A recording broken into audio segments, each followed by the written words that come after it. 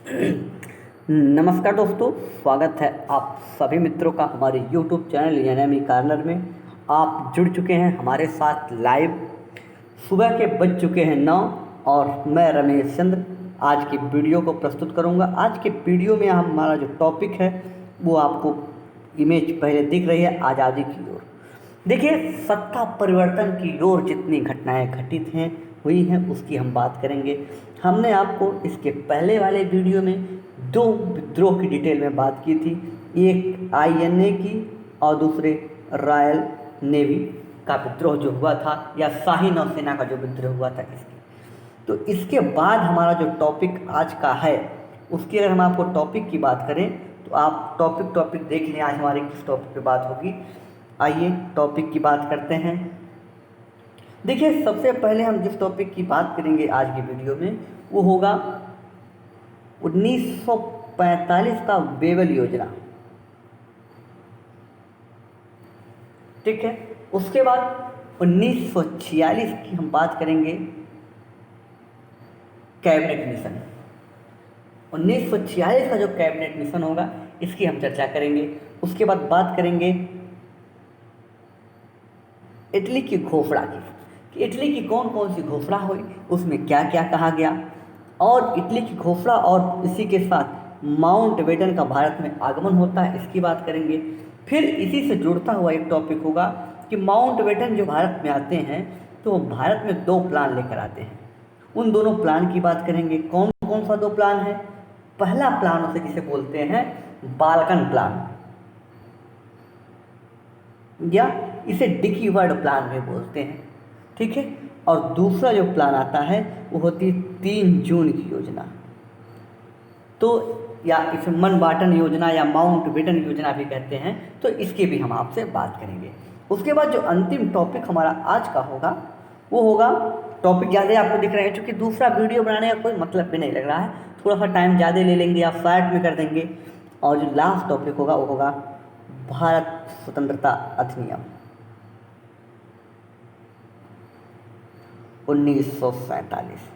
इतने टॉपिक आज के वीडियो में हम करेंगे, चाहे थोड़ा सा शॉर्ट करके करें या टाइम लेके, जो भी कुछ आप लोगों को मंजूर हो करेंगे हम। लेकिन इतना ज़रूर है कि जितना महत्वपूर्ण आपके एग्ज़ाम के लिए होगा उतना तो मैं कर ही दूंगा, बिल्कुल उसमें कोई शक या बट नहीं है। तो शुरू करते हैं बिना देरी किए, चूँकि हमें जल्दी जल्दी कुछ चीज़ें करनी हैं। सबसे पहले हम जिस टॉपिक पे चलेंगे वो है क्या?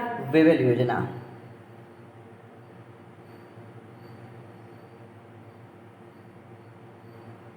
देखिए,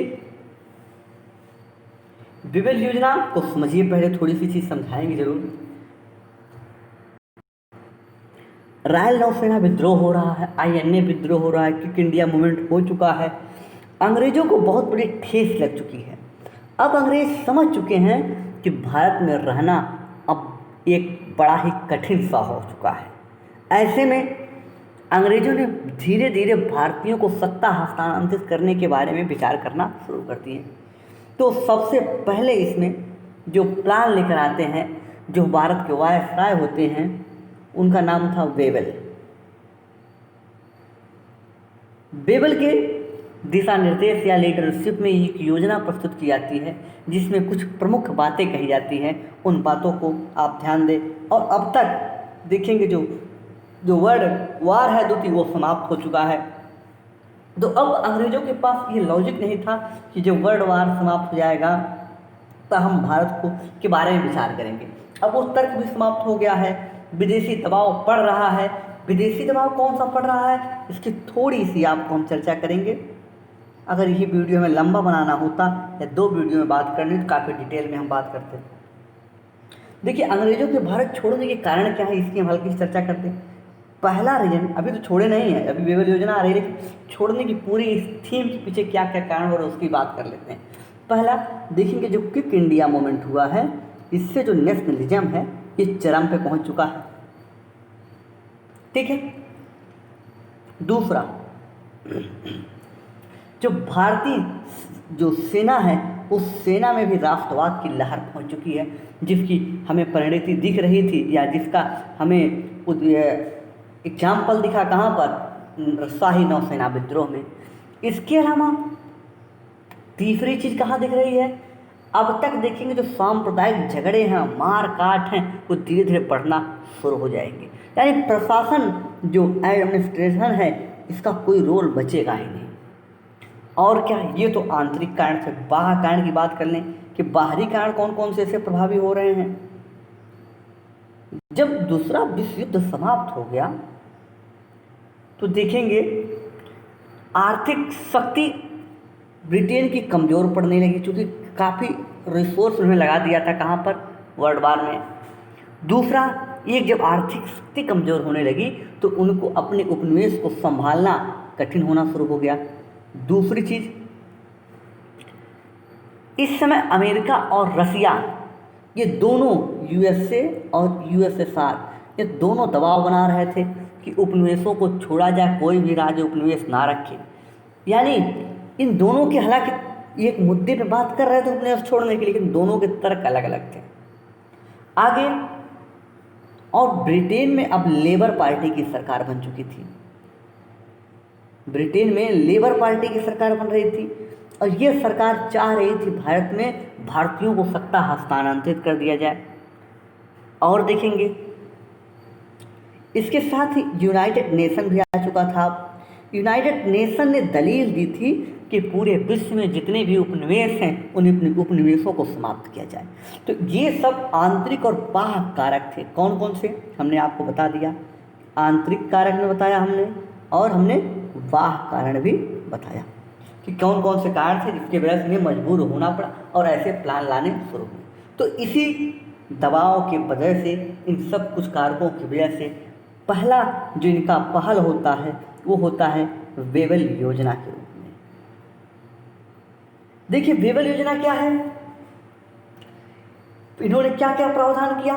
वेबल योजना में पहला प्रावधान किया गया, आप देखेंगे कि जो वायसराय है, वायसराय की जो कार्यकारिणी है, इस कार्यकारिणी में मुख्य सदस्य को छोड़कर, कुछ लोगों, विशेष लोगों को छोड़कर अब भारत से 1/2 हिंदू और 1/2 मुस्लिम शामिल होंगे। ये पहला प्रावधान उन्होंने किया कि जो भारत है, भारत की जो वायसराय की कार्यकारिणी होगी, इसमें आधे सदस्य हिंदू होंगे और आधे मुस्लिम होंगे। कोई दिक्कत नहीं, यानी किसको छोड़ के, जो मुख्य सेनापति है उसको छोड़कर।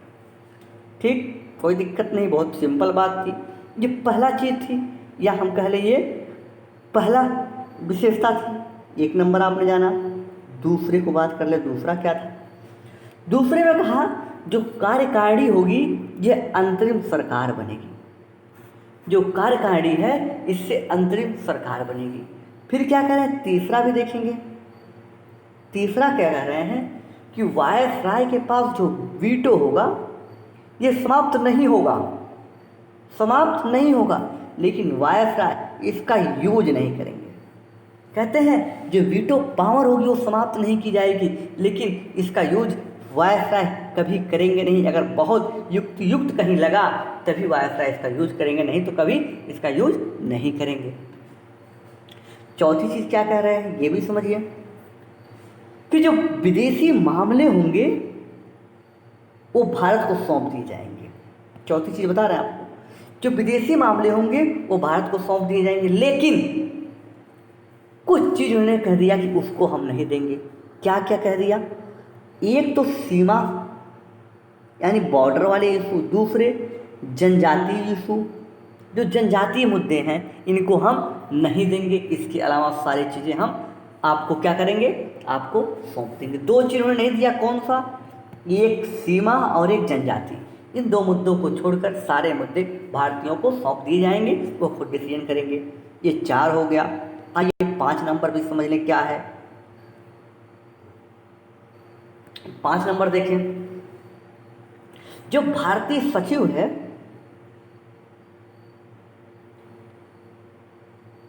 अब तक देखेंगे ये हस्तक्षेप बहुत कर रहा था, इसके हस्तक्षेप को अब घटा दिया जाएगा, सप्रेस कर दिया जाएगा, समाप्त कर दिया जाएगा। तथा भारत में जो ब्रिटिश सचिव होते थे उनकी हस्तक्षेप से नियुक्ति की जा रही थी, अभी नियुक्ति भी नहीं की जाएगी। यानी जो भारतीय सचिव हैं इनके हस्तक्षेप को अब कम कर दिया जाएगा। ये हमने प्रस्ताव जो अपना रखा तो अलग अलग दल की अलग अलग प्रतिक्रिया थी। इन 5-6 पॉइंट जो भी हमने बताए। अब देखिए जो प्रतिक्रिया का रूप जो थी, इस प्रतिक्रिया के बाद लोगों ने एक सम्मेलन बुलाया कि जो वेबल योजना है, इस वेबल योजना पर विचार करने के लिए शिमला में एक कॉन्फ्रेंस बुलाया गया। और कब बुलाया जा रहा है? ये बुलाया जा रहा है जून 1945 में। जून 1945 में वेबल योजना पर विचार करने के लिए शिमला में एक सम्मेलन बुलाया गया। लेकिन देखिए यहाँ पर क्या मामला होता है। यहाँ पर अब तक आपने देखा कि एक मेजर पार्टी मुस्लिम लीग थी, एक कांग्रेस थी। तो यहाँ पर जो मुस्लिम लीग है और दूसरी कांग्रेस है, इसमें आपको एक प्रावधान याद होगा जो हमने कहा, वेबल ने कहा था कि 1/2 सदस्य हाफ मेंबर हिंदू होंगे एंड हाफ मेंबर मुस्लिम होंगे। यहाँ पर मोहम्मद अली जिन्ना ने एक गेम खेला, बहुत ही भयानक गेम खेला, जिसकी वजह से प्लान पूरी तरह से मटिया मेट हो जाता है। क्या कहा? मोहम्मद अली जिन्ना ने कहा कि जो 1/2 सदस्य हैं ये मुस्लिम होंगे। बिल्कुल ठीक है, अच्छी बात है, लेकिन ये सभी मुस्लिम लीग से होंगे, कांग्रेस का कोई मुसलमान नहीं होगा। तो लोगों ने पूछा क्यों? इन्होंने कहा कि कांग्रेस हिंदुओं की पार्टी है, ये मुसलमान की पार्टी नहीं है, मुसलमान की वास्तविक रिप्रेजेंटेटिव हम हैं, अतः जितने भी मुसलमान हम चुनेंगे आधे वो सभी मुस्लिम लीग से होंगे। कांग्रेस ने इनके गेम का जवाब देने के लिए, क्योंकि कांग्रेस अब तक अपने जो वर्चस्व था उसे बनाने के साथ साथ उसने एक इमेज बनाई थी, कौन सी? कि हम पंथ निरपेक्ष हैं। क्या है? हम पंथ निरपेक्ष संगठन हैं। इसीलिए कांग्रेस ने अपने तरफ से एक मुहम्मदन को चयनित किया, यानी भेजा शिमला समझौते में। कौन? अबुल कलाम आज़ाद, इनको भेजा। अब मोहम्मद अली जिन्ना को यह बात जरा सा भी पसंद नहीं आई। क्यों?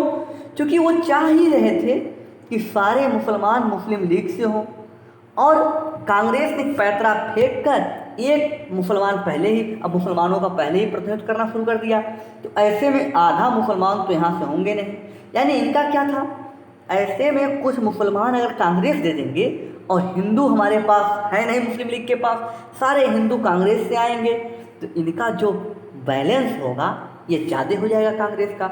इस बात पे मोहम्मद अली जिन्ना अड़ गए, कहें हम सहमत ही नहीं हैं, हमें ये वेबल योजना पसंद ही नहीं आई। और लास्ट तक जिन्ना अड़े रहे। परिणाम क्या होता है?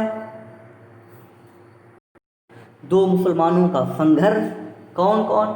अबुल कलाम आज़ाद और मोहम्मद अली जिन्ना, जिसकी वजह से शिमला समझौता पूरी तरह से फेल हो जाता है, असफल हो जाता है, अनसक्सेसफुल हो जाता है।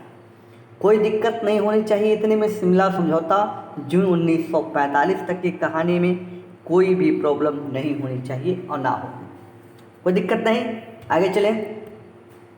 इसके बाद जब ये फेल हो जाता है तो इसके लिए जिम्मेदारी किसने ली? प्रश्न पूछा जा सकता है कि शिमला समझौता 1945 की जिम्मेदारी किसने ली? तो जिम्मेदारी स्वयं वेबल ने ली थी। वेबल ने कहा कि इस योजना की सारी जिम्मेदारी मेरी है, मैं इस व्यक्तिगत रूप से जिम्मेदार हूँ कि हमारा ये मिशन या हमारा ये प्लान फेल हो जाता है। ठीक है, कोई दिक्कत नहीं। अब जून 1945 समाप्त हो गया, शिमला समझौता सफल हो गया। ठीक 1946 में आपके पास इमेज दिख रही है, कैबिनेट मिशन भारत आता है, जिसमें 3 सदस्य मुख्य रूप से नाम आपको जानने होंगे। 3 सदस्य हैं। कौन कौन? एक है पैथिक लॉरेंस, दूसरा नाम आपको जानना होगा स्टीफर्ड क्रिप्स, वही क्रिप्स जो क्रिप्स मिशन लेकर आए थे, और तीसरा एबी अलेक्जेंडर। ये 3 सदस्य हैं। तीनों के सदस्यता में एक मिशन आता है जिसका नाम कैबिनेट मिशन था। भारत आता है 1946 में, कोई दिक्कत नहीं। अच्छा, इसका ऑब्जेक्टिव क्या था ये समझ लें। किस उद्देश्य से भारत में आया ये मिशन?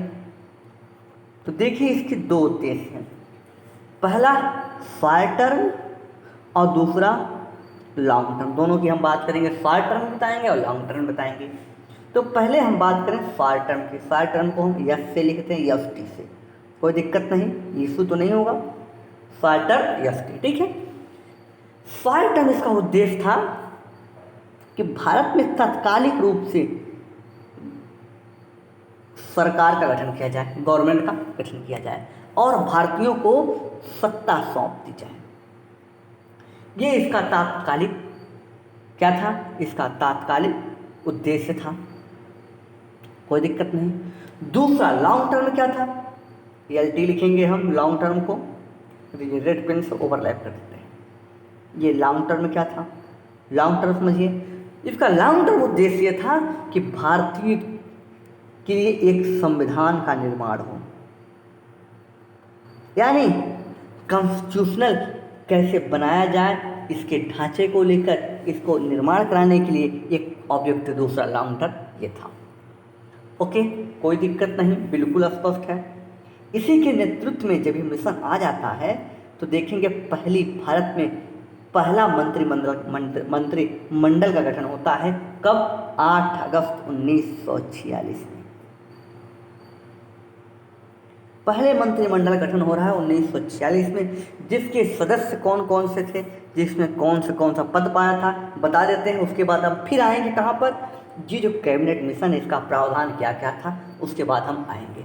बिल्कुल आप परेशान मत होइएगा, हम छोड़ नहीं हैं, ठीक है। अब देखिए लिस्ट यहाँ से PCS में खास करके प्रश्न आ जाते हैं, इसलिए मैंने कवर कराया। हालांकि UPSC इस कैबिनेट के मेंबर से प्रश्न पूछने की गलती नहीं करती, ये करता है UPPCS, इसलिए क्योंकि इसको भी टारगेट लेके चल रहे हैं तो आइए उसको भी हम बता देते हैं। देखिए जवाहरलाल नेहरू, इन्होंने कौन कौन सा पद लिया, इन्होंने लिया कार्यकारी परिषद का उपाध्यक्ष बने, और क्या इन्होंने कहा जो राष्ट्रमंडल का मामला होगा उसको हम देखेंगे, और तीसरा फॉरेन मिनिस्टर बने, विदेश मंत्रालय अपने पास रखा। पटेल जी क्या कर रहे हैं, पटेल के पास क्या क्या है, पटेल के पास 2 मंत्री है, एक है होम मिनिस्ट्री और दूसरी है सूचना का, ठीक है। ये 2 हो गए, 2 लोग और निपटाते हैं। जॉन मथाई को ले लेते हैं, जॉन मथाई के पास क्या है, इनके पास है उद्योग और आपूर्ति। बात कर लें डिफेंस मिनिस्ट्री किसके पास है, रक्षा मंत्रालय था बलदेव सिंह के पास, कोई दिक्कत नहीं। अब देखिए एजुकेशन, शिक्षा मंत्रालय किसके पास है, C राजगोपालाचारी। राजगोपालाचारी का आपको 2 बार मेजर यूज आपको हम बता दे रहे हैं, 2 बार मेजर यूज आपको याद होना चाहिए C राजगोपालाचारी का। कब एक बार 1942 में जब गांधी ने प्रस्ताव पेश किया था भारत छोड़ो आंदोलन का, तब एक बार, और वो कब, दूसरा कौन से, दूसरे कब को याद करना चाहिए हमको, दूसरा आपको याद आना चाहिए जब गांधी CDM मूवमेंट चला रहे थे तो तमिलनाडु में इन्होंने ही नमक कानून तोड़कर गांधी के आंदोलन को आगे बढ़ाने का काम किया था। 2 आपको बिल्कुल याद होने चाहिए, जरा सा भी कोई कंफ्यूजन नहीं। और ये तीसरा रोल है इनका। पहला हमने कौन सा बताया, पहला 1942 में जब, अच्छा पहले CDM की बात कर लें।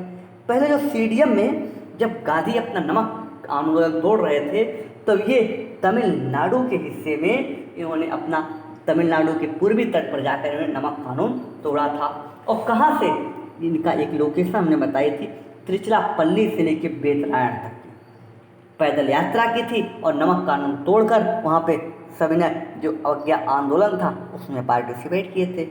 ये पहली घटना है जो मेजर है। दूसरी चीज़ उन्होंने क्या की थी, 1942 में जब गांधी ने क्विट इंडिया मूवमेंट के लिए प्रस्ताव पेश किया कराया था तो उसका विरोध इन्होंने किया था, और इनके साथ भूला भाई देसाई भी थे। इन दोनों लोगों ने कार्यकारिणी परिषद से इस्तीफा दे दिया था। एकदम स्पष्ट, कोई दिक्कत नहीं। तो अब तीसरी बार यहाँ पर आए हैं कौन? श्री राजगोपालाचारी। क्या बने हैं? श्री राजगोपालाचारी इस बार बने हुए हैं शिक्षा मंत्री। एकदम बिल्कुल स्पष्ट, कोई तो दिक्कत नहीं, बड़ी सिंपल सी बात बताई हमने अभी तक। एक बार कहिए, फिर से रिवीजन कर दें। हमने पंडित जवाहरलाल नेहरू को बताया कि वो विदेश मंत्रालय उनको मिला, राष्ट्रमंडल का मामला उनको मिला। नेहरू जी को बताया गृह मंत्रालय मिला, सूचना विभाग मिला। और जान मथाई को बताया कि इनको मिल चुका है आपको उद्योग आपूर्ति। बलदेव सिंह को मिला रक्षा मंत्रालय। शिक्षा मंत्रालय मिला श्री राजगोपालाचारी को। अब आते हैं डॉक्टर राजेंद्र प्रसाद। राजेंद्र प्रसाद को मिला है एग्रीकल्चर, कृषि। अच्छा, और क्या? और देखिए, जो श्रम मंत्रालय है मिल रहा है जगजीवन राम को। जगजीवन राम को बंदरगाह, और एक चीज और, वित्त मंत्रालय सबसे महत्वपूर्ण है, बंदरगाह तो उतना इम्पॉर्टेंट नहीं है, ये मिला है लियाकत अली को। ठीक है, ये आपको कुछ मंत्रालय जिनको जानना था वो महत्वपूर्ण, ये सब आपके लिए थे, कोई दिक्कत नहीं। जोगिंदर विधि मंत्रालय है, सब महत्वपूर्ण नहीं है, जितनी चीज़ें आपको हमने महत्वपूर्ण लगी बताई। अब यहाँ से हम चलेंगे आगे। आगे कहाँ पे चलेंगे? अब हम बात करेंगे आपसे किस पे? कैबिनेट मिशन पर। कैबिनेट मिशन पर, कैबिनेट मिशन के तहत क्या हो रहा है? पहले कैबिनेट मिशन की तरह पहली बार हो रहा है क्या? पहले जो ये मंत्रिमंडल बैठी, इसकी बैठक हुई और संविधान निर्माण का काम शुरू हुआ। जो उनका लॉन्ग टर्म उद्देश्य था उसका काम प्रगति पर स्टार्ट होता है। अब क्या हुआ? अब पहली बैठक हो रही है 9 दिसंबर 1946 को। किसकी बैठक? संविधान सभा की। इसके अस्थायी अध्यक्ष बनाए गए सच्चिदानंद सिन्हा जी। लेकिन 11 दिसंबर को 2 दिन बाद ठीक फिर इसकी दोबारा बैठक हो रही है और अस्थायी अध्यक्ष बना दिए गए डॉक्टर राजेंद्र प्रसाद। ठीक है, और 13 दिसंबर फिर 2 दिन बाद नेहरू ने यहाँ पर उद्देश्य प्रस्ताव पेश किया कि क्या उद्देश्य होंगे हमारे संविधान के निर्माण का। ठीक है, और देखेंगे 22 जनवरी 1947 को देखेंगे सब एक संकल्प पारित किया जाता है जिसके कारण संप्रभु राष्ट्र भारत होता है। ठीक है, लेकिन जितनी तो बात संविधान से संबंधित थी, और अभी आपको हम प्रस्तावना दिखाएंगे कि प्रस्तावना में क्या उन्होंने संकल्प लिया। लेकिन आइए अब आते हैं कैबिनेट ने सुझाव क्या क्या दिए हैं, रिकमेंडेशन क्या क्या थे उसकी। पहले उसने कहा कि भारत में एक संघ का निर्माण होगा। संघ किसके किसके बनकर? ब्रिटिश इंडिया और जो राजे रजवाड़े हैं इन दोनों को मिलकर, ये रियासतों को मिलकर, प्रिंसली स्टेट को मिलाकर एक संघ बनाया जाएगा। और जो ब्रिटिश भारत होगा इनको, जो ब्रिटिश इंडिया है BI है, इनको 3 समूहों में डिवाइड कर दिया है। पहला जिसमें हिंदू बहुल राज्य है, जैसे मद्रास, बम्बई, उत्तर प्रदेश, बिहार, उड़ीसा, ये वाला हिस्सा जो आपका है, ऐसे देख लेंगे ये वाला जो हिस्सा है, ये वाला हिस्सा, और आपका यहाँ पर और यहाँ पर ये वाले हिस्से। और एक मुस्लिम बहुल राज्य मिलेगा। मुस्लिम बहुल राज्य को हम रेड से दिखा देते हैं। वो कौन सा मिलेगा? एक तो आपको मिलेगा नॉर्थ वेस्ट फ्रंटियर, यहीं पे मिलेगा आपका सिंध, बलूचिस्तान ये, और तीसरा उन्होंने बनाया पूर्वी क्षेत्र। ठीक है, तीसरा बनाया ईस्ट वाला एरिया जहाँ पर असम और बंगाल है। तो ये उन्होंने 3 भागों में पूरे ब्रिटिश इंडिया को बांट दिया, कोई दिक्कत नहीं, समूहन किया राज्यों का। अब देखिए हुआ क्या, और इन्होंने कहा कि जो ये 3 समूह हमने बांटे हैं, जब संविधान लागू हो जाएगा उसके ठीक 10 वर्ष बाद, ठीक है, इन समूहों पर पुनर्विचार किया जा सकता है। ठीक है, इतनी बातें थी। बात संविधान सभा के लिए सब तैयार हुए। संविधान सभा की निर्माण के लिए सभा बनेगी।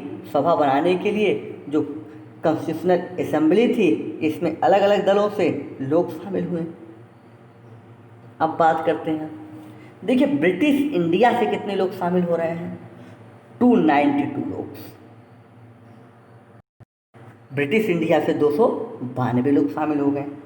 इसके अलावा जो दूसरा हिस्सा था प्रिंसली स्टेट यानी रियासतों से, टोटल कितने लोग शामिल होंगे? 93 लोग शामिल हो रहे हैं। और 4 लोग शामिल हो रहे हैं कहाँ से?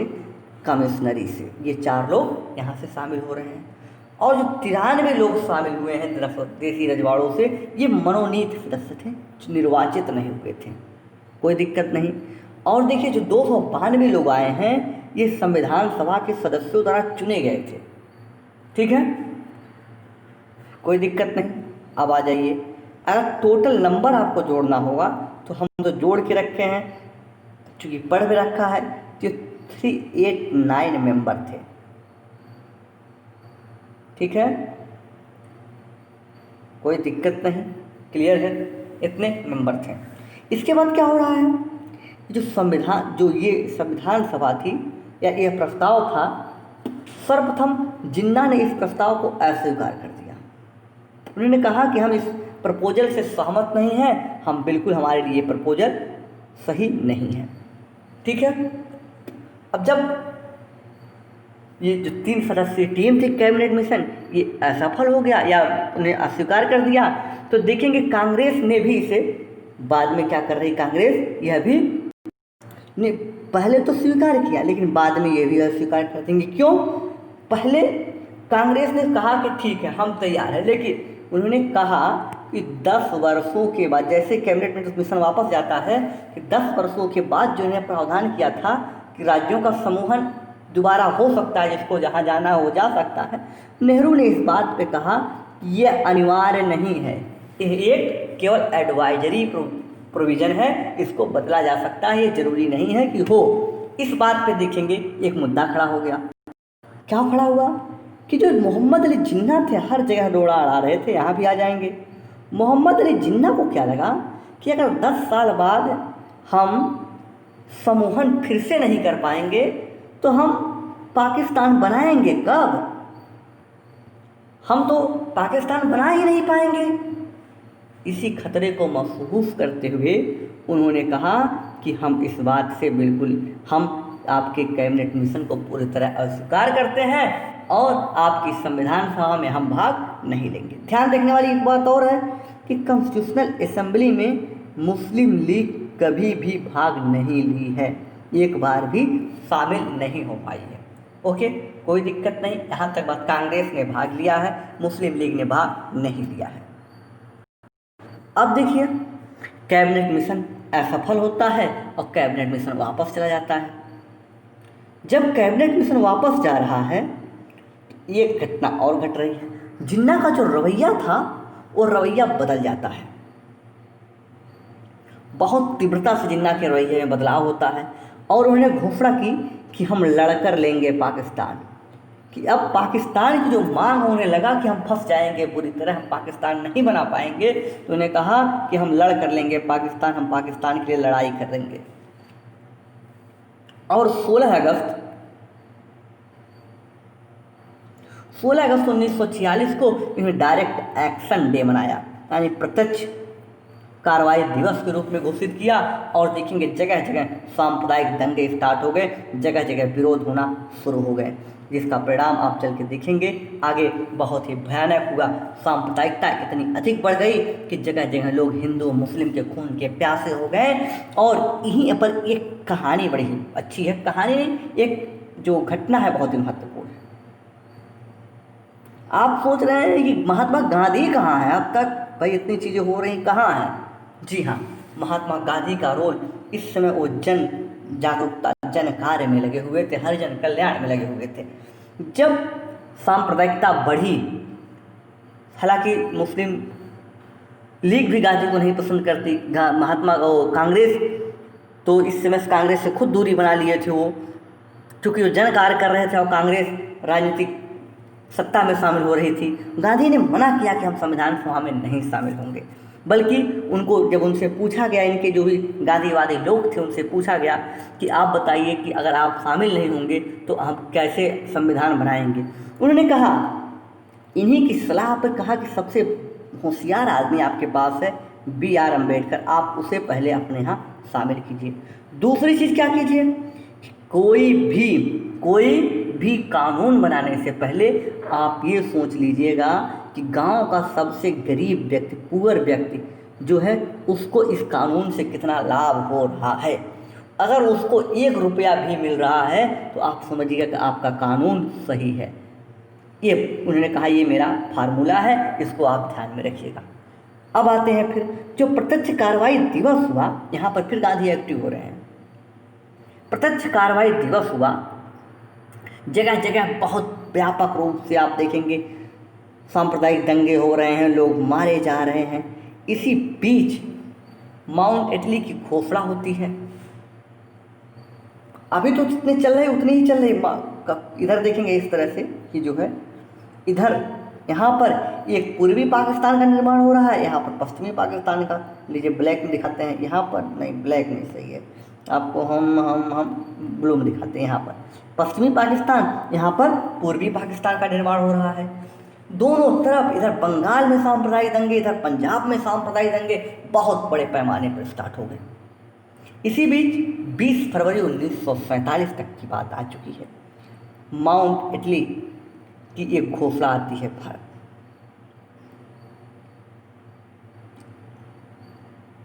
एटली की घोषणा होती है और देखेंगे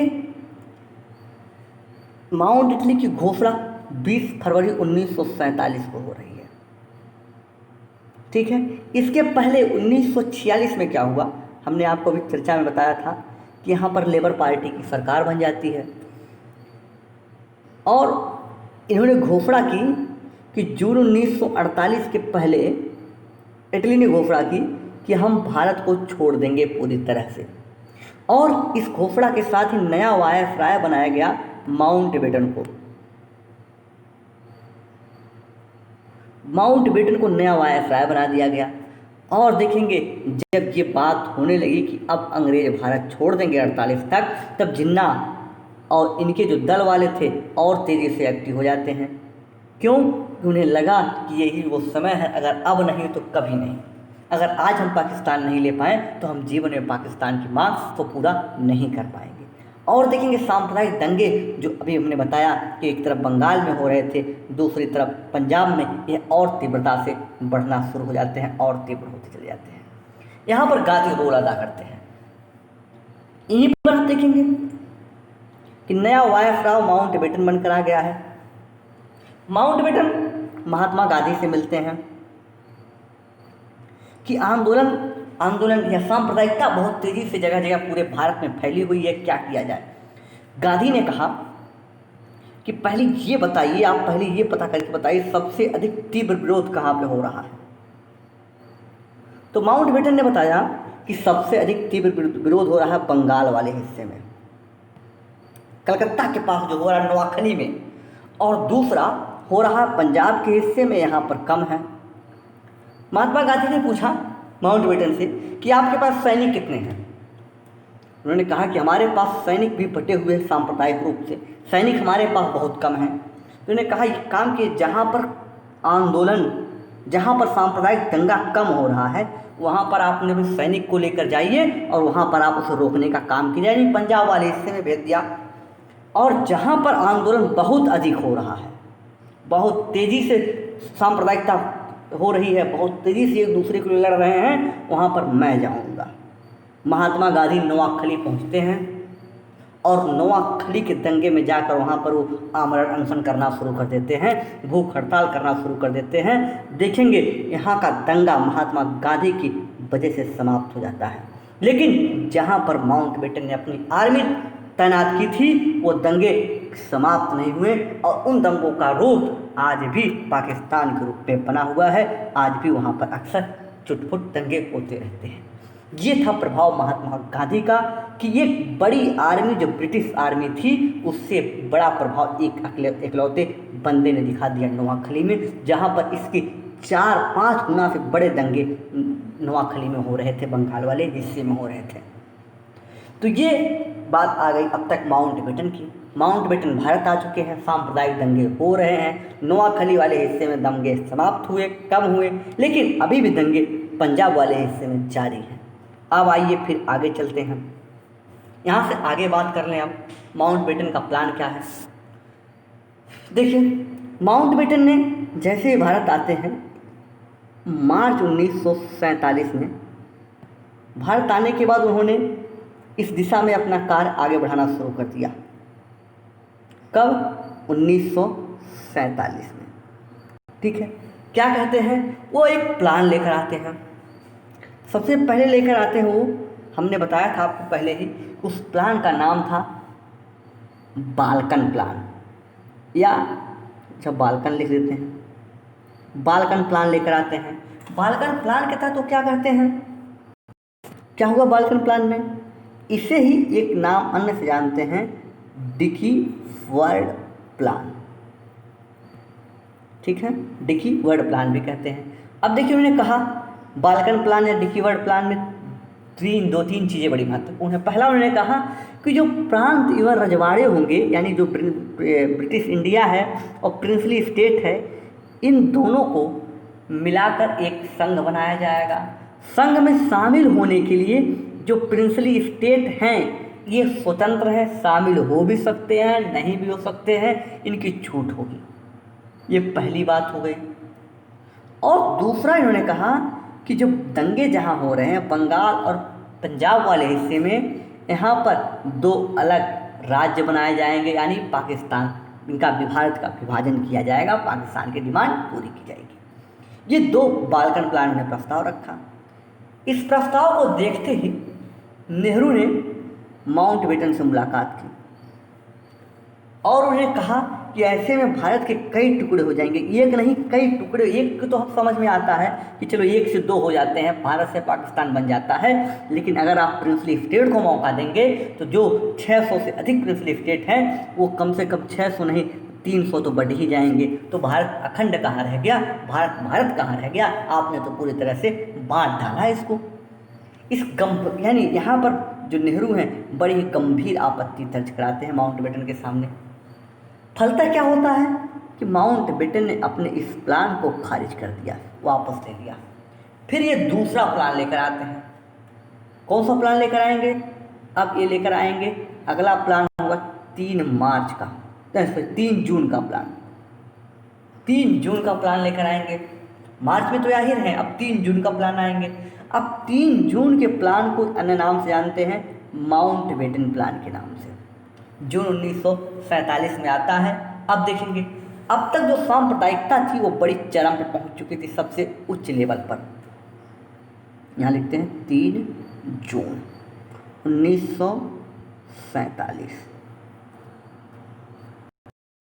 इसे 3 जून योजना को पहले जान लीजिए।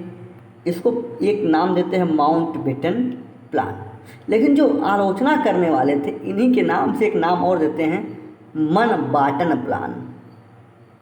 यानी अपने मन के अनुसार उन्हें जो बांट दिया।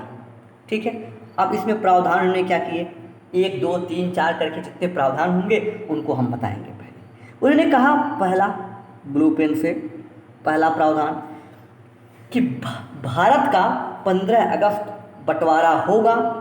भारत का पहली बार बंटवारा होगा, और कब से? उन्होंने बताया कि 15 अगस्त 1947 से 2 संप्रभु राज्य बनेंगे, 2 स्टेट बनेंगे, जो दोनों सॉवरेनिटी उनकी होगी और दोनों आप संप्रभु होंगे, उनकी स्वतंत्रता होगी, कोई एक दूसरे से हस्तक्षेप नहीं करेगा।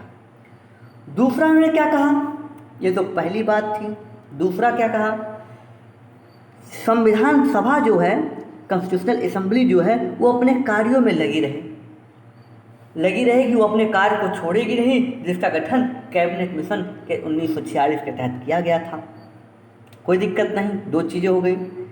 तीसरा प्रावधान ने क्या किया कि जो दोनों राज्य बटेंगे उनकी सीमा निर्धारण के लिए एक आयोग बनेगा, जिसका नाम उन्हें बताया कि रेड क्लिफ होगा। रेड क्लिफ की अध्यक्षता में एक आयोग का गठन किया जाएगा। कोई बात नहीं, सिंपल था। आगे चौथा क्या हुआ, 4वां देखते हैं। अब देखिए, चौथा प्लान हुआ कि विभाजन के संदर्भ में जो पंजाब तथा बंगाल की विधानसभाएं हैं वो निर्णय लेंगी कि वो जो पंजाब और बंगाल की विधानसभा है वो खुद निर्णय लेंगे, लेकिन वहीं पर जो बलूचिस्तान है वहाँ पर जनमत संग्रह कराया जाएगा, सिंध की विधानसभा का भी खुद ही फैसला लेगी। ठीक है, यानी बलूचिस्तान में रेफरेंडम की बात की गई कि उसकी आपसी मत से होगा कि वो क्या करेगी, कहाँ किस जगह शामिल होगी। ये हो गई बात, कोई दिक्कत नहीं होनी चाहिए इतनी बात में। एक प्रोविजन है देसी रजवाड़ों को लेकर किया। 5वां नंबर देख लें क्या किया उन्होंने। 5th नंबर, उन्होंने कहा जो प्रिंसली स्टेट हैं जो स्वयं निर्णय करेंगे कि वो भारत में शामिल होंगे या पाकिस्तान में, या फिर वो स्वतंत्र रहेंगे। तीनों डिसीजन उनके पास खुला था कि या फिर वो स्वतंत्र रहें या फिर वो शामिल हो जाए, अगर स्वतंत्र ना रहें किसमें, इंडिया में या पाकिस्तान में। ये मनबाटन योजना की ये विशेषताएं थी, ये प्लान था मनबाटन योजना का। बिल्कुल सही है। यहाँ तक हमने अध्ययन जो किया, 3 जून की भी हमने बात कर ली, जहाँ पर आप देखेंगे विवाद था। गांधी वाली भी हमने बात कर ली। ओके, आ जाइए आगे। यहाँ तक में कोई दिक्कत किसी को तो बिल्कुल नहीं होनी चाहिए। अब इसके बाद जब पूरी चीज़ डिसाइड हो चुकी है कि होना क्या है, मनबाटन योजना हो गई, पूरा फाइनलाइज हो गया कि प्रिंसली स्टेट के बारे में क्या होगा, भारत पाकिस्तान के बारे में क्या होगा, सारी चीज़ें डिसाइड हो गई, तो एक अधिनियम लाया गया, जिस अधिनियम को हम जानते हैं क्या, भारत शासन अधिनियम या भारत स्वतंत्रता अधिनियम कहते हैं इसे, भारत स्वतंत्रता अधिनियम 1947। यानी अब भारत को आज जो आज़ादी का अधिनियम लाया गया वो प्रस्तुत होता है। आप देखेंगे लाल किले की प्राचीर को पर पंडित जवाहरलाल नेहरू खड़े हैं, आपको दिख रहा है। तो देखेंगे यहाँ पर माउंटबेटन के आधार पर 18 जुलाई 1947 को 18 जुलाई 1947 को एक एक्ट पास होता है, जिसके तहत ये बात की गई कि 15 अगस्त को 2 संप्रभु राष्ट्र अस्तित्व में आएंगे, एक पाकिस्तान होगा और एक इंडिया होगा। पाकिस्तान ने 14 अगस्त को ही अपना स्वतंत्रता दिवस एक दिन पहले मना लिया और 15 को भारत मनाता। हालांकि आज़ादी की जो बात की गई थी वो बात की गई थी 14 और 15 की मिडनाइट में, कि रात्रि में। तो ठीक 14 को पाकिस्तान मनाता है और 15 को हम मनाते हैं। और 15 अगस्त को जो पंडित जवाहरलाल नेहरू हैं, इनका एक बड़ा ही अद्भुत, बड़ा ही प्रभावशाली भाषण होता है। जब भाषण में उन्होंने कहा था कि आपको अगर प्रश्न में पूछा भी जा सकता है तो आप उसे देख लें, कि उन्होंने कहा संविधान सभा के सामने चमत्कारिक भाषण में उन्होंने कहा कि पहले हमने जो नियत से वादा किया था, आज वो समय आ गया है। मध्यरात्रि में सारी दुनिया जब सो रही है तो भारत में स्वतंत्रता का नया सवेरा हो रहा है। एक अद्भुत भाषण देते हुए ये स्टेटमेंट उन्होंने दिया था। अब भारत आज़ाद हो चुका है। इतिहास जो के अनुसार जो आपका सिलेबस है वो मेजर सिलेबस समाप्त हो चुका है। जहाँ तक हमें बात करनी है, हमें जो चुटपुट घटनाएं कुछ याद आ रही हैं कि अभी भी आपको करवानी है, या फिर आप उसे सेल्फ कर लें। आपके पास 2 ऑप्शन हैं, या फिर उस घटना को आप सेल्फ कर लें या फिर मैं करवा दूँ। दोनों में से किसी एक को आप चुन सकते हैं। अगर मैं करवाऊँगा तो ये वीडियो अपने अनुसार लेकर आऊँगा। हो सकता है कल मैं लाइव ना लाऊँ, हो सकता है उसे परसों लेके आऊँ या कल ही लेके आ जाऊँ। ये तो बात डिसाइड जैसी अगली बात होगी, क्योंकि अन्य चीज़ें भी फैक्टर हैं। ठीक है, अब देख ही रहे हैं आप, करंट की क्लास नहीं कोई हुई इधर। यूपी स्पेशल के 2-3 वीडियो बच्चे हमने नहीं अपलोड की, लाइव आए, तो हम इस पर फोकस हो सकते हैं, इससे होल्ड कर सकते हैं। कोई दिक्कत नहीं, इसमें कोई बात तो नहीं होनी चाहिए। अब बचा कौन सा टॉपिक है वो आपको हम बता दें, जिसे आप या खुद करें या हम करवा दें। पहला टॉपिक हमारे पास बचा है जिसे करना है सांप्रदायिकता का विकास व विभाजन। दूसरी चीज़, पाकिस्तान को लेकर जो आंदोलन हुए हैं वो ये हो गई, चाहे वो चौधरी रहमत अली का जो पहली बार उन्होंने डिमांड की थी वो हो। तीसरा चीज़ हो, एक चीज़ और बचा है, वो क्या है, भारत में वामपंथी आंदोलन। ये भी आपको देखना होगा कि जो लेफ्ट है, जो सीपीआई का गठन हो रहा है, ये कैसे चल रहे हैं, भारत में वामपंथी का योगदान क्या है। इसी में आपको हम 3 घटनाएं बताएंगे, या अगर आप कर रहे हैं तो आपको हम थोड़ा सा हिंट दे रहे हैं। कौन कौन सा? एक तो आपको याद होगा कि पेशावर षड्यंत्र। दूसरा आपको यहीं पे एक चीज और करना है, कानपुर षड्यंत्र। और तीसरा करना होगा मेरठ। ठीक है, ये तीनों कब हो रहे हैं? जो पेशावर हो रहा है 1922 में हो रहा है, और जो कानपुर हो रहा है 1924 में हो रहा है, और जो आपका मेरठ हो रहा है 1929 में हो रहा है। ये चीज़ आपको करनी होगी। इसके अलावा ये मेजर टॉपिक जो आप लोगों का बड़ा ही पसंदीदा टॉपिक होता है वो छूटा हुआ है। इन घटनाओं के साथ जो आपका एक मेजर टॉपिक हो वो क्या है, उसको भी आप करें या हम करें। जो राष्ट्रीय आंदोलन में सशस्त्र विद्रोह थे, कौन से? सशस्त्र विद्रोह, यानी जो क्रांतिकारियों ने जो भूमिका निभाई वो छूटा हुआ है। वो 2 चरणों में आपने देखा, एक पहला चरण है, एक दूसरा चरण है। इन दोनों चरणों की भी हमें बात करनी है। पहला चरण कब हो रहा है? हो रहा है 1905 से लेके 1915 तक, और दूसरा चरण हो रहा है 1923 के बाद, यानी से लेकर 1900। आप देखेंगे वो घटना हो रही है जब तक स्टेडियम स्टार्ट नहीं कर रहे हैं गांधी। इन दोनों की भी आपसे चर्चा करनी है, या फिर आप खुद कर लें इनको। कोई बड़ी चीज़ तो है नहीं, आपने पूरी मेजर आपकी थीम बन चुकी है, कैसे कैसे क्या घटना हो रही है, ढांचा पूरा बन चुका है। उसी बीच में आपको केवल घटनाओं को बॉक्स वाइज फिट करना है। ठीक है, इतनी चीज़ें अगर आप करते हैं तो हमें नहीं लगता कुछ और बचेगा। अच्छा, और कुछ अगर याद कर लें तो आपको किसान आंदोलन हमने करवा दिया है।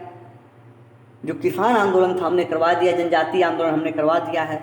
ये सब बड़े ही मेजर टॉपिक हैं जिन्हें आपको डिटेल में करना होगा, फोकस करना। एक चीज़ और बहुत सही याद आया कि जो एक्ट हैं उन एक्ट को हमने केवल 1858 तक कराया है, यानी 1857 की क्रांति के 58 जो एक्ट आया था वहीं तक कराया है।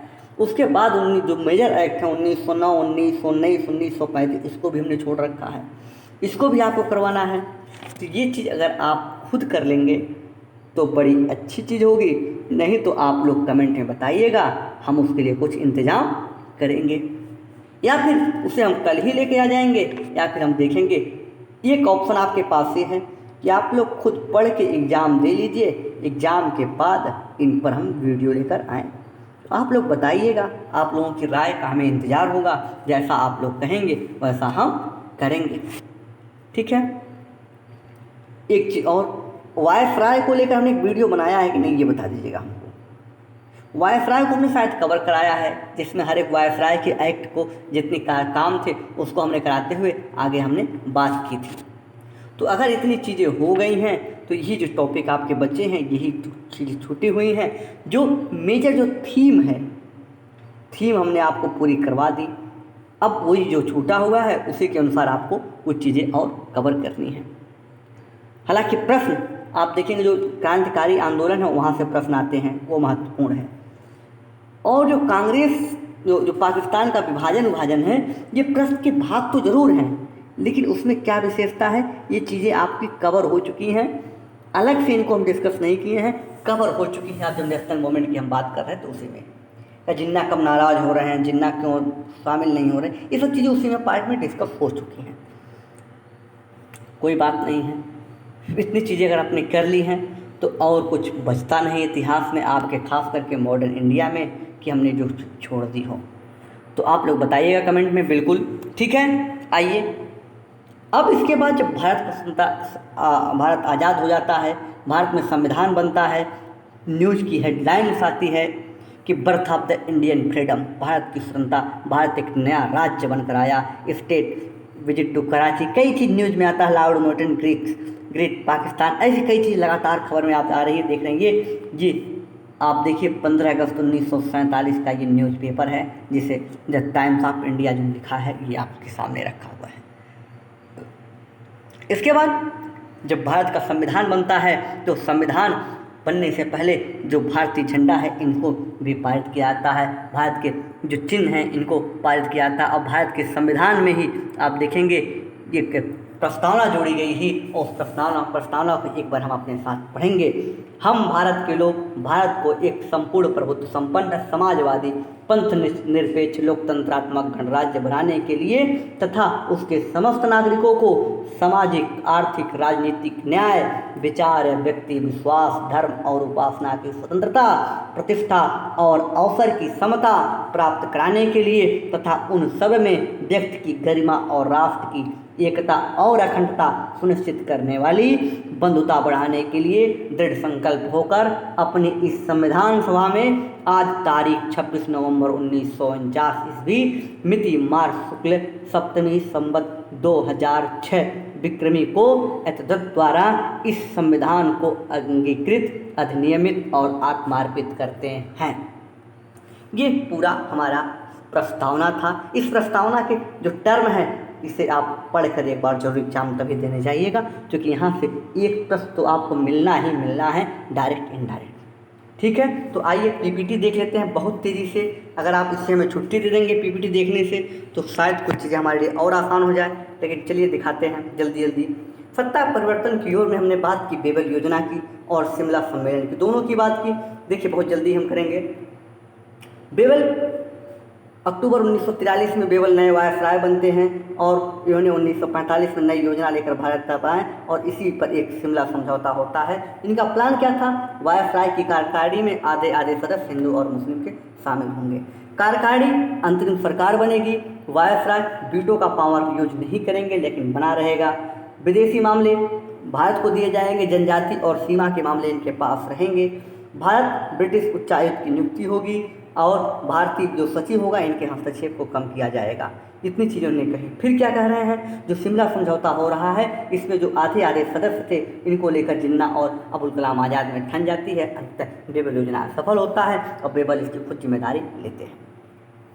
उसके बाद 1946 में कैबिनेट मिशन भारत आता है जिसमें 3 सदस्य होते हैं, पैंथिक लॉरेंस, स्टीफन क्रिप्स और AB अलेक्जेंडर। ऑब्जेक्टिव 2 था इसका, शॉर्ट टर्म और लॉन्ग टर्म। शॉर्ट टर्म में क्या था? शॉर्ट टर्म में था कि जो अंतरिम सरकार का गठन किया जाए और लॉन्ग टर्म में था संविधान सभा का निर्माण कराया जाए। तो इसके तहत ही पहली मंत्रिमंडल गठन होता है जिसकी हमने आपसे बात की थी। जवाहरलाल नेहरू को कार्यकारिणी आपको देखेंगे राष्ट्रमंडल का यो विदेश मंत्रालय ये सब मिलता है और पटेल जी को गृह होम मिनिस्ट्री और सूचना इंफॉर्मेशन मंत्रालय मिल रहा है। वल्लभ को रक्षा मिल रहा है, जान मथाई को उद्योग, श्री राजगोपालाचारी को शिक्षा, राजेंद्र प्रसाद को एग्रीकल्चर, जगजीवन राम को श्रम मिल रहा है। ये चीज़ें आपको हमने बताई थी। यहाँ से आपको आगे जो बात करनी थी संविधान सभा के निर्माण की, हमने आपसे डिटेल में बात की। ये सब आपने पॉलिटी में पढ़ा हो, डिस्कस हमने किया है। 9 अगस्त को पहली बैठक होती है, अस्थायी सदस्य सचिदानंद सिन्हा बन रहे हैं। 11 दिसंबर को जो बैठक हो रही है उसमें डॉक्टर राजेंद्र प्रसाद अस्थायी सदस्य अध्यक्ष बन रहे हैं। 13 दिसंबर को नेहरू ने अपना उद्देश्य प्रस्ताव प्रस्तुत किया और 22 जनवरी 1947 को संकल्प पारित कर लिया जाता है। ये सब चीज़ें हमने आपको बताई। कैबिनेट मिशन के सुझाव क्या थे कि संघ बनाने का सुझाव उन्होंने दिया। कैसे? ब्रिटिश इंडिया और प्रिंसली स्टेट को मिलाकर संघ के पास क्या होगा? कुछ शक्तियाँ होंगी, संचार, रक्षा और विदेश वो देखेंगे। शेष जो होंगे वो राज्यों को दे दिए जाएंगे। ब्रिटिश भारत के 3 समूहों में उन्होंने बांटा, एक हिंदू बाहुल्य क्षेत्र, एक मुस्लिम बाहुल्य क्षेत्र, एक पूर्वी बाहुल्य क्षेत्र में उन्होंने डिवाइड किया था।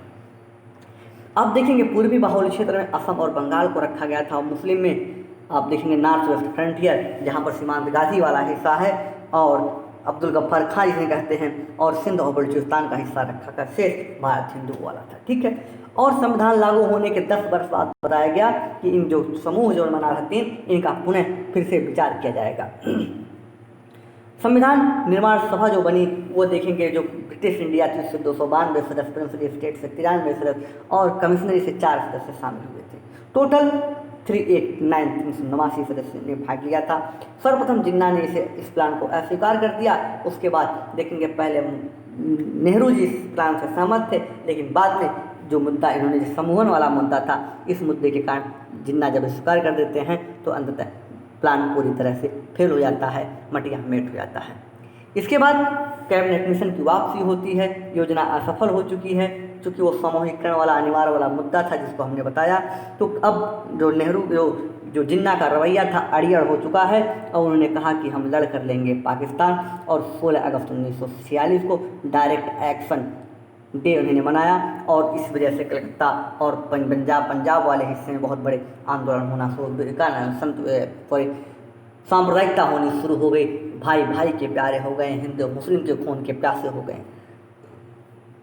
इटली की घोषणा हो रही है 20 फरवरी 1947 में। 46 में चुनाव हो रहा है ब्रिटेन में और इस समय आप देखेंगे कि लेबर पार्टी की सरकार बनकर आ रही है। नए वायसराय माउंटबेटन को भारत भेजा जा रहा है। माउंटबेटन भारत को पहले से समझ रहे थे, क्यों? क्योंकि ये जो सेकंड वर्ल्ड वार था, इस वर्ल्ड वार में भी आप देखेंगे बड़ा उनका रोल था। सांप्रदायिकता बढ़ चुकी थी। माउंटबेटन का भारत आगमन होता है मार्च 1947 में। वो 2 प्लान लेकर आते हैं। एक पहला उनका होता है प्लान ऑफ बाल्कन, जिसे टिकीवर्ड प्लान के नाम से भी जानते हैं, जिसमें उन्होंने कहा कि जो प्रांत और रजवाड़े होंगे वो स्वतंत्र रह सकते हैं, उनकी छूट है, और एक साथ भी रह सकते हैं, अलग भी रह सकते हैं। पंजाब और बंगाल का विभाजन किया जाएगा। नेहरू और देखेंगे एक चीज़ और उन्होंने कहा, जो प्रिंसली स्टेट हो वो चाहे तो अलग रह सकते हैं या एक साथ मिलकर रह सकते हैं। नेहरू ने इस बात को गंभीरता से लिया और उन्होंने कहा कि ये प्लान हमें मंजूर नहीं है। बड़ी कड़ी आपत्ति दर्ज की, जिसके कारण माउंटबेटन प्लान वापस हो जाता है।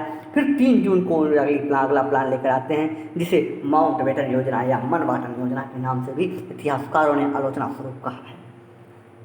उसमें क्या कहा उन्होंने? कहा 15 अगस्त 1947 को 2 संप्रभु राष्ट्र बनेंगे, संविधान सभा अपने कार्यों में लगी रहेगी। और क्या कहा? प्रतिपक्ष अलग से संविधान सभा का निर्माण करेगा। जो अलग बन हो रहा है राज्य, वो अपने लिए एक अलग से संविधान सभा बनाएगा। इस संविधान सभा से कोई लेना देना नहीं होगा। सीमा निर्धारण के लिए एक आयोग बनाया जाएगा, जो रेडक्लिफ आयोग होगा, और इसी वजह से उस लाइन को आप देखेंगे अभी भारत पाकिस्तान लाइन को रेडक्लिफ के नाम से जाना जाता है। देशी रजवाड़े के पास स्वनिर्णय करने की शक्ति होगी। वो या फिर भारत में रहें या पाकिस्तान में, या फिर वो स्व डिसीजन ले सकते हैं, स्वतंत्र रह सकते हैं। विभाजन के संदर्भ में उन्होंने कहा कि जो पंजाब बंगाल की विधानसभा है वो स्वनिर्णय लेगी। बलूचिस्तान में जनमत संग्रह रेफरेंडम कराने की बात कही थी। ये थी आज की बात। उसके बाद आता है अगस्त 1947 का स्वतंत्रता अधिनियम। ब्रिटिश संसद के कानून में पारित कर लिया जाता है 18 जुलाई 1947 को, और भारत को 15 अगस्त से आज़ाद कर दिया जाता है कि ये देश आज़ाद होगा।